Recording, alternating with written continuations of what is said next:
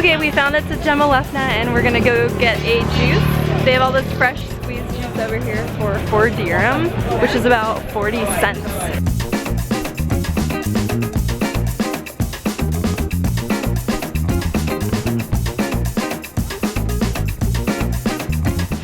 It's a smoothie. We're gonna get henna.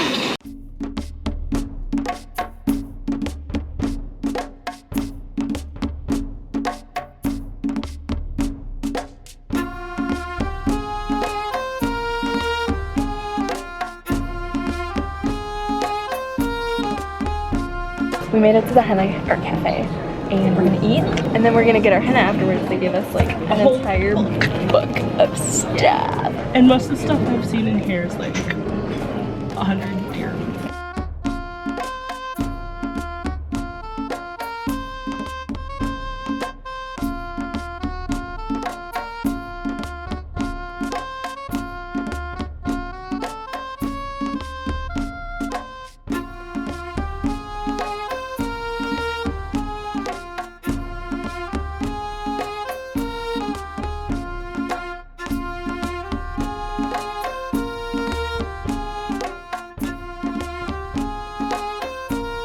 We're back in the room. We got our henna done.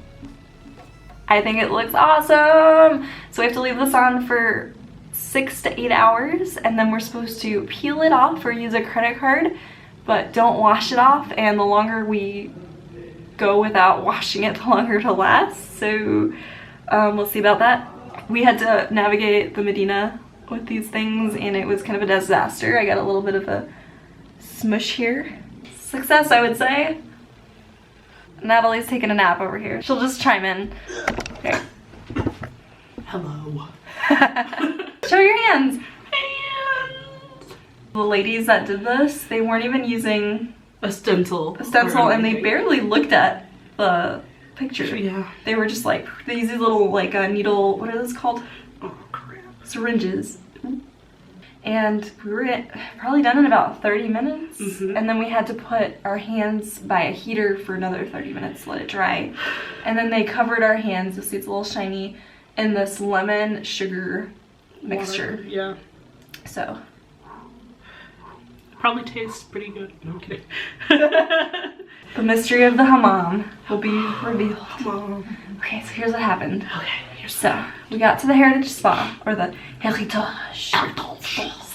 It was really lovely once we walked in. They had like all these oil scents that we got to choose from. So then you go upstairs and you go into this like changing room where they give you a paper underwear. We both put it on backwards because we weren't sure how to put it on. Well, we don't even know for sure if it was backwards actually. Yeah. Either way, they don't fit right. It was useless anyway because it all gets wet and they wash under it anyway. Yeah. So yeah. I think it's just to make modest Westerners feel a little less naked. Yeah. When you're just really naked. So you strip down, you put those on, you get some slippers, and you get a rope. And then you follow your person. Your scrub-a-dubber? Your skirt. I like that. We requested just private rooms, so we go into this room and it's kind of like a sauna with a bench. It's not as hot as the sauna is, right? And it's not as steamy. That's true. There was not really any steam at all. They take your robe off, they take your shoes off. So you lay on your belly and then they hose you down. They hose you down. You're like shh. Then they put something on you. Yeah, I think it was the eucalyptus black soap that we chose. So they rub that all over you. And then they leave you sit for so like 5-10 minutes. Open up. So your pores open up. There's, I guess the room is heated through like pipes. So the ceramic tile you're laying on is actually quite warm. Really hot. And so it was, you kind of have to like find a place where you're not getting burned. So then you're laying there by yourself for a while, and they come back in, and this is where the fun part starts. This is where they scrub you. So there's a glove that they have. You can't see much, but it's in here. And it's just one of those hand gloves, really. Yeah. When she first started rubbing me down, I was on my stomach, so I couldn't see what it looked like, and I thought it was just like a brush. That's how hard it feels.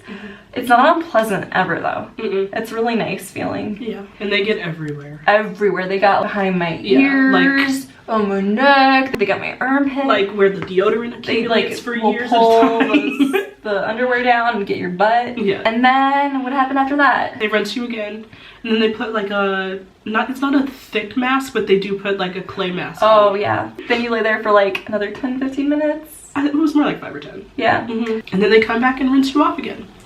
They wash your hair too while you're in there.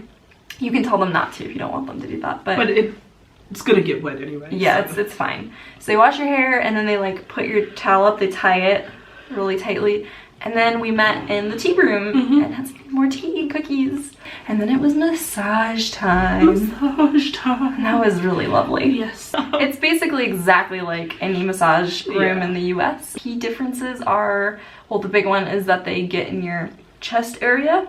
But okay, so I will demonstrate. It's not like this, okay guys? It's like, and then you're done. Like it's like 3 wishes. That's a beautiful demonstration. Thank you. And this is where they use the oil that you've selected at the beginning. And then after that, you go get changed. They have like a hair dryer and we brushed our hair and stuff. My hair, you might notice, looks super greasy right now because it's got all the oil in. When they do the massage, they get it all over your hair too because they massage your scalp as well. My hair is in a bun. I managed to do that much, but it is a tangled mess.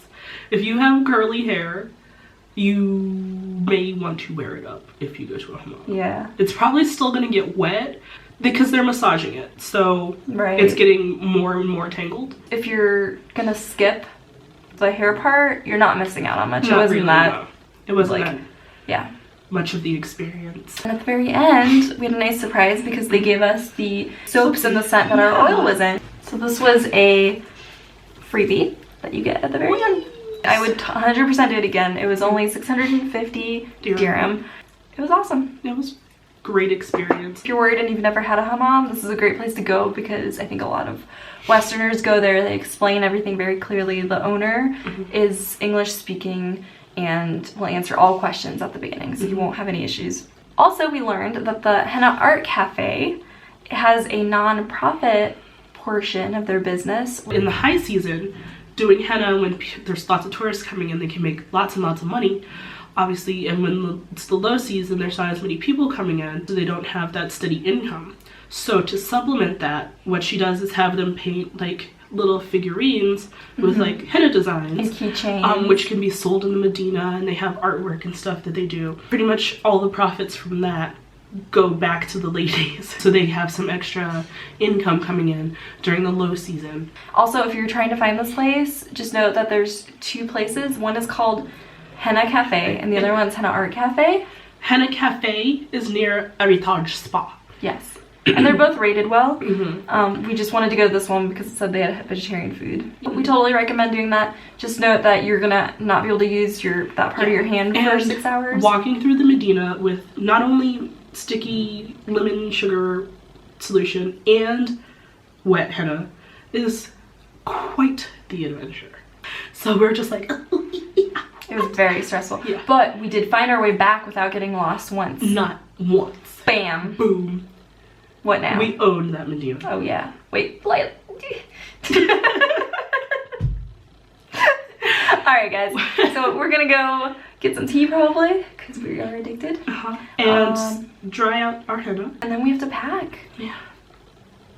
So tomorrow, I don't think we have enough to do a vlog because we're just gonna go eat at an Italian place and see the Lion King. But we will see you next week for a recap of our trip. Yes. Which was amazing. So we will give you some tips, tell you some more information about how we planned it, what we recommend, what we don't recommend. If you have any questions, let us know. We're here to answer them. Always. We will see you on Tuesday.